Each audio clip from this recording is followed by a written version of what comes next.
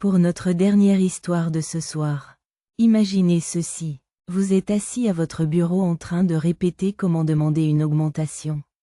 Mais au lieu d'appeler un ami, vous ouvrez le chat GPT et tapez une seule chose. Imaginez que vous êtes mon manager. Négocions mon salaire. Cela se produit dans la vraie vie. La génération Z fait discrètement de l'IA son partenaire de répétition.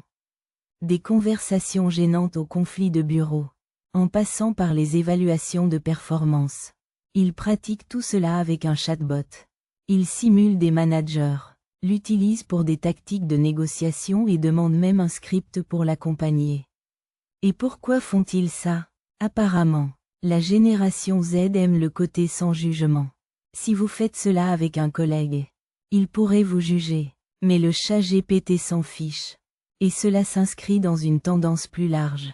Regardez cette enquête. Il indique que plus de 50% de la génération Z utilise déjà l'IA au travail.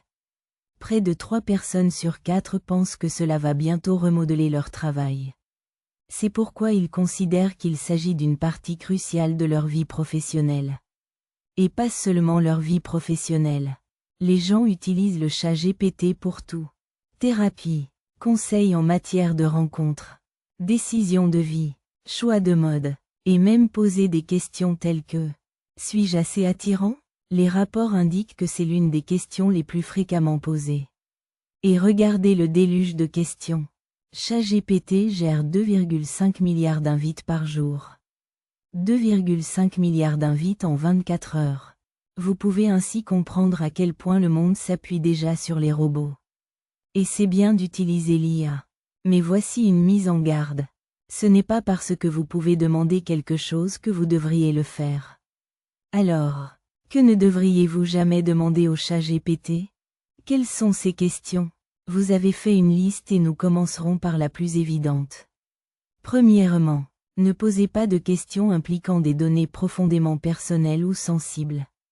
Vos mots de passe, vos coordonnées bancaires, vos documents professionnels, ne les mettez pas dans le chat GPT. Cela peut paraître évident, mais vous seriez surpris du nombre de personnes qui le font encore. Et voici le problème avec ça. Une fois que vous l'avez saisi, il n'est plus entièrement sous votre contrôle. Considérez l'IA comme un bloc-notes cloud, et non comme un journal de bord. La règle est donc assez simple.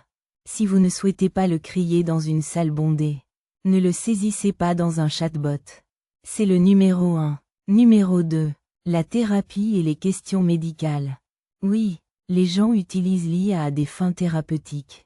En fait, une étude a révélé que c'est la principale raison pour laquelle les gens utilisent le chat GPT à des fins thérapeutiques. Mais un chatbot n'est pas un thérapeute. Cela peut vous donner des conseils qui vous semblent bons. Mais il pourrait vous être préjudiciable. Pourtant, les gens le font constamment. Un symptôme apparaît et ils se tournent vers le chat GPT pour le comprendre. Voire le traiter. Maintenant, vous vous demandez peut-être quel est le mal à demander.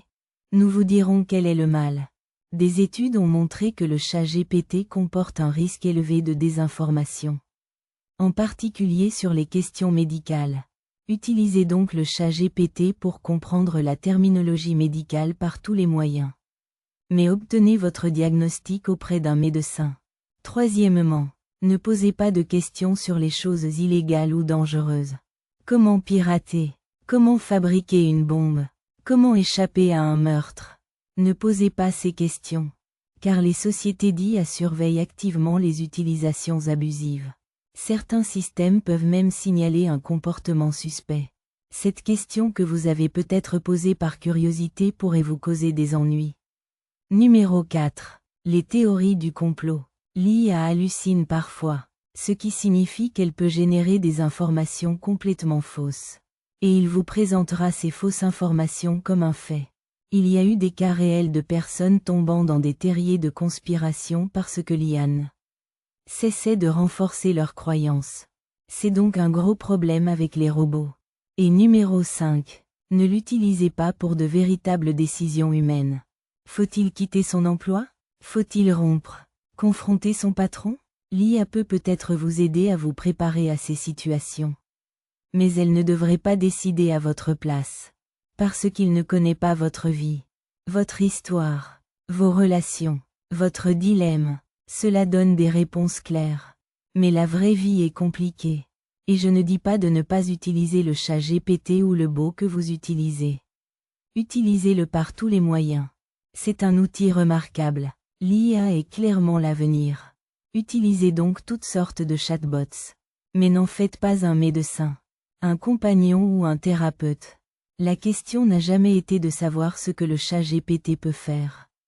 Cela peut faire beaucoup. La question est que devez-vous en faire? Que devriez-vous partager avec lui? Et la réponse est souvent moins que vous ne le pensez. Le monde ne rentre pas dans des cases. Alors pourquoi devriez-vous l'utiliser?